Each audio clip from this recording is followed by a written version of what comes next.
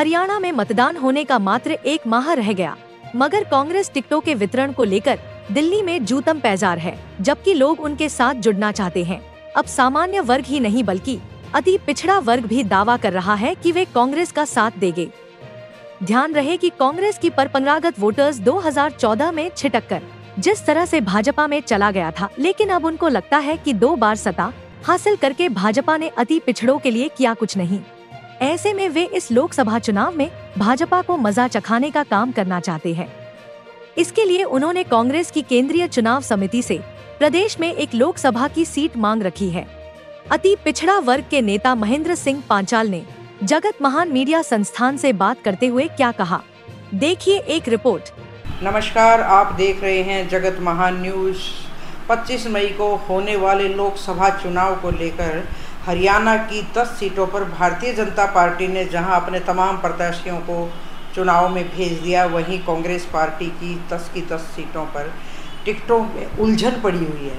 अब क्षेत्रीय पार्टी इनेलो भी चुनावी मैदान में आ गई है आज, लेकिन एक पेज और फंस गया है कांग्रेस में। एक अति पिछड़ा वर्ग है हरियाणा में, जिसकी करीब 34 से 35% के बीच आबादी है। उस आबादी को किसी तरह की, जैसे भारतीय जनता पार्टी ने इन सीटों पर 10 जो सीटें हैं उन पे कोई हिस्सेदारी नहीं दी, उससे नाराज होकर ये अति पिछड़ा वर्ग समाज के लोग कांग्रेस पार्टी से भी जाकर मिले। इनको उम्मीद है कि शायद कांग्रेस पार्टी इनकी बात को सुन ले। हालांकि 10 सीटों में से 1 सीट तो आपके हिस्से में चली गई, 9 बच गई, 9 में से 2 रिजर्व हैं।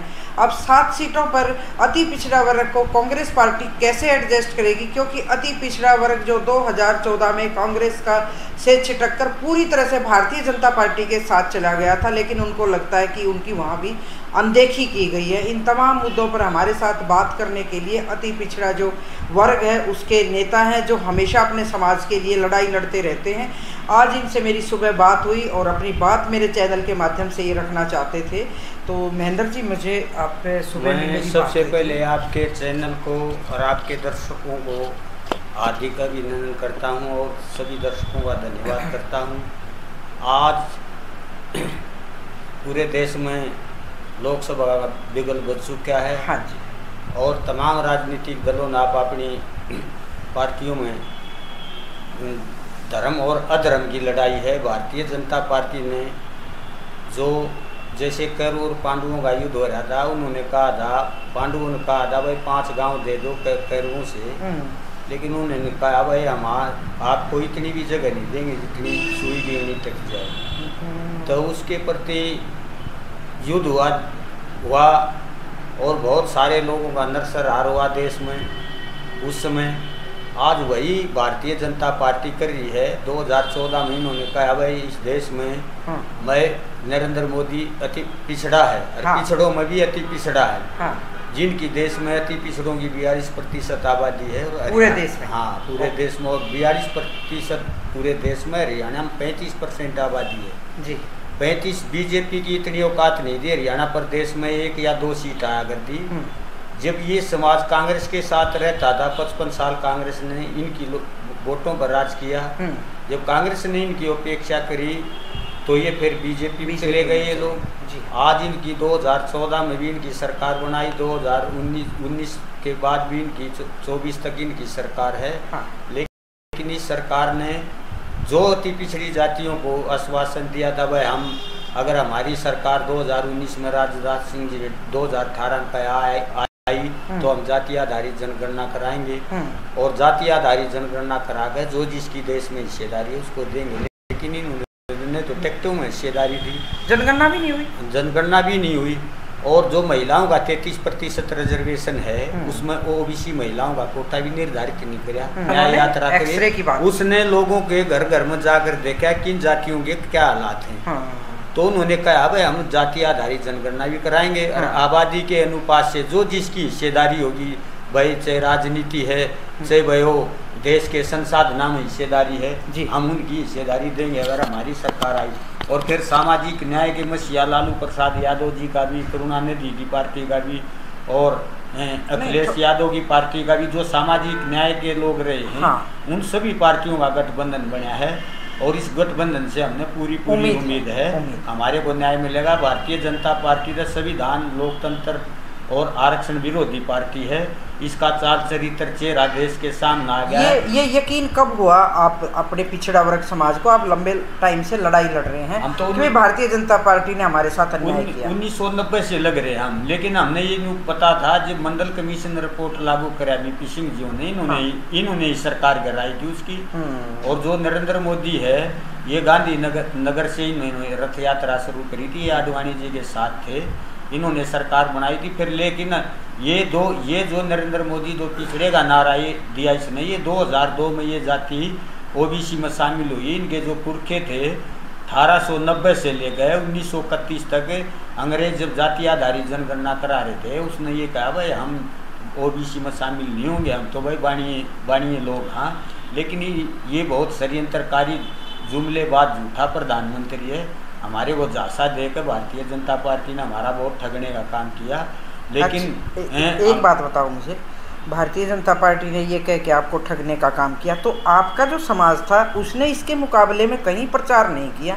आप जैसे लोग तो लगे रहे, लेकिन समाज का भी तो एक फर्ज बनता है कि भाई ये बात झूठी है, समाज वाले जागो, ये बात ठीक नहीं है। जब समाज हमारा पढ़ने लगा, हाँ, तो इन लोगों ने शिक्षा से वंचित करने लगे। इन लोगों ने 2500 स्कूल हरियाणा में बेच दिए। जब हमारा समाज नौकरी मांगने लगा तो इन देश की संस्थाएं बेच दिए, रेलवे ने बेच दिया, LIC ने बेच दिया, नेशनल हाईवे ने बेच दिए, बंदरगाह ने बेच दिए, एयरपोर्ट ने बेच दिए। नौकरियों में बात नहीं बनेगी।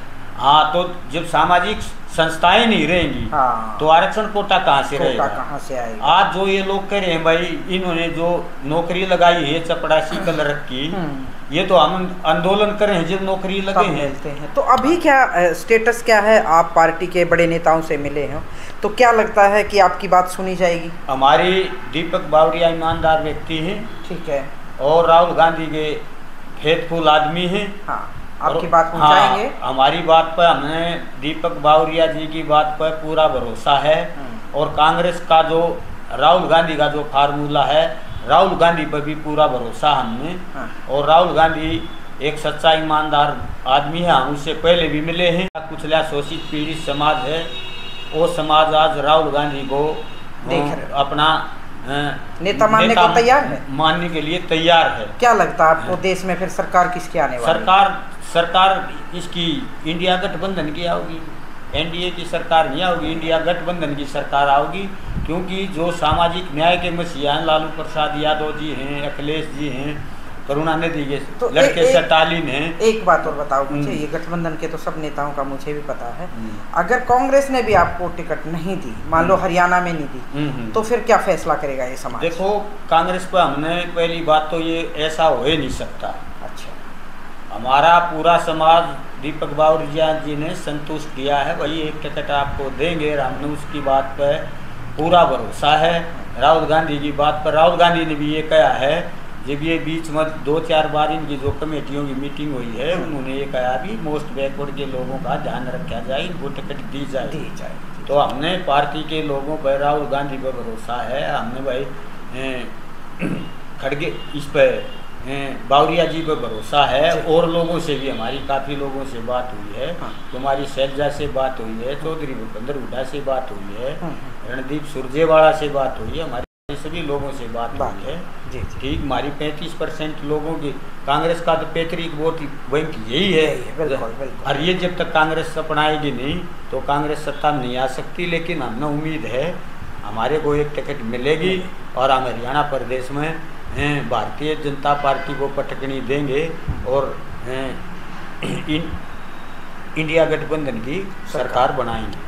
बहुत बहुत शुक्रिया, महेंद्र जी ने अपनी बात रखी। इनको भरोसा है कि भारतीय जनता पार्टी की जो सरकार कभी नहीं बन सकती थी वो इन्हीं समाज की वजह से बनी, मगर इनको हिस्सेदारी नहीं मिली। उस बात से नाराज़ होकर अब ये सरकार कांग्रेस की तरफ देख रहे हैं, इंडिया गठबंधन की तरफ देख रहे हैं। देखते हैं कि आने वाले समय में कांग्रेस पार्टी इनके हितों की किस तरह से रक्षा करती है, और जो छिटक कर चले गए थे कांग्रेस से, दोबारा कांग्रेस में किस बात को लेकर, किन मुद्दों पर लेकर ये शामिल होंगे। देखो, आज 2 टिकटें हमारे ब्राह्मण समाज को मिली हैं, जिनकी हरियाणा प्रदेश में किसी भी लोकसभा में अस्सी हज़ार से ज़्यादा 65-70 हज़ार से ज़्यादा वोट नहीं है। हाँ। और हमारी हर लोकसभा में 8.5-9-10 लाख वोट हैं।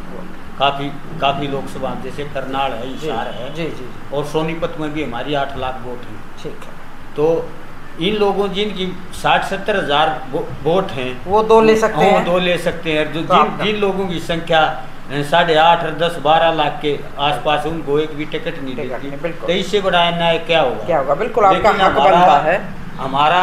हम दोनों सीटों पर इन लोगों को पटक नहीं देंगे, ना हम सोनीपत जीतने दें इनको, ना लोकसभा। और जातियाँ राजपूत हमेशा हमारे हक में रहे हैं, चाहे VP सिंह जी हों, चाहे अर्जुन सिंह जी हों। उन्होंने मंडल कमीशन लागू कराया, अर्जुन सिंह जी ने IIT में कोटा लागू कराया। तो राजपूत समुदाय एक ऐसा समुदाय है जो हमेशा सामाजिक न्याय की बात करता है। बहुत बहुत शुक्रिया महेंद्र जी, आपकी बात ये पार्टी सुने और आपको अपने हिस्सा मिले, आपका जो समाज है वो आगे बढ़े। गोहाना से सारिका की रिपोर्ट। नमस्कार।